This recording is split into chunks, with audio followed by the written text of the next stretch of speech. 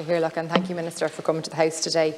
And we know that no budget is a panacea, but I think each budget has to be ambitious and has to try to change people's lives. And I think that our own representative in the department, Minister McGrath, and his counterpart, Minister O'Donoghue, I think they have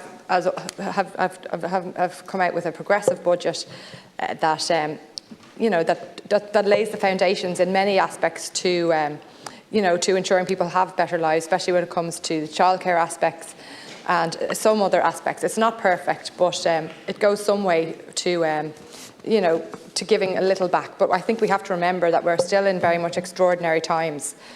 COVID figures are still reaching nearly 2,000 daily, and there's huge caution in the air when I was coming in that, like, our vaccination rates coupled with our reopening, that we're very much we're sort of on a tightrope when it comes to reopening, and that we're not out of the woods yet. So I think we have to remember that this budget is set with the backdrop of COVID, and we're still in COVID. We're not out of COVID, and we have to remember the huge impact COVID has had on our society, our communities, our services, jobs of many people, and obviously the exchequer.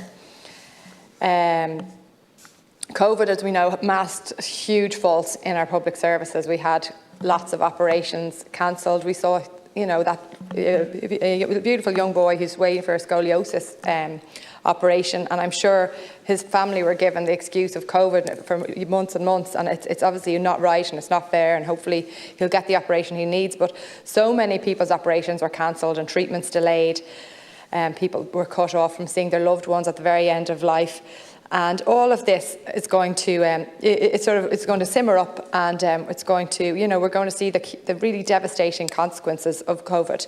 But budgets like this have to go some way in looking at and alleviating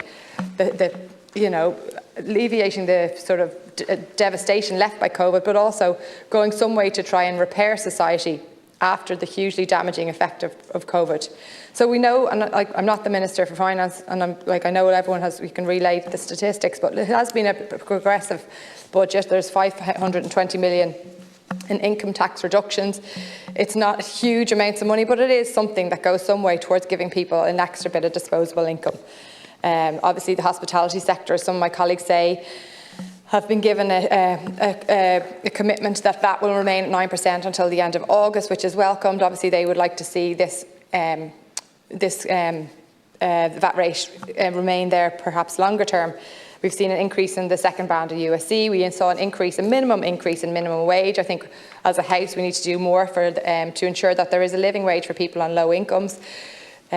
We've seen allowances being made for people working from home. We're having a 30% deduction in income. You can offset 30% of your utility bills against your income tax. There's been a €600 million fund for the Department of Social Welfare. We saw increases of 5% in the general social welfare for the old age pension and for job seekers. €5 increase in the fuel allowance. Obviously, a lot of people we come across don't qualify for the fuel allowance, so I always have been advocating for an increase in the threshold for those who qualify for the fuel allowance. We didn't see that in this budget, but it's something that I hope that will be looked at again. We saw, as my colleague Senator Conway outlined, huge investment in women's health. There's a 31 million investment in women's health initiatives, free contraception for 17 to 25-year-olds.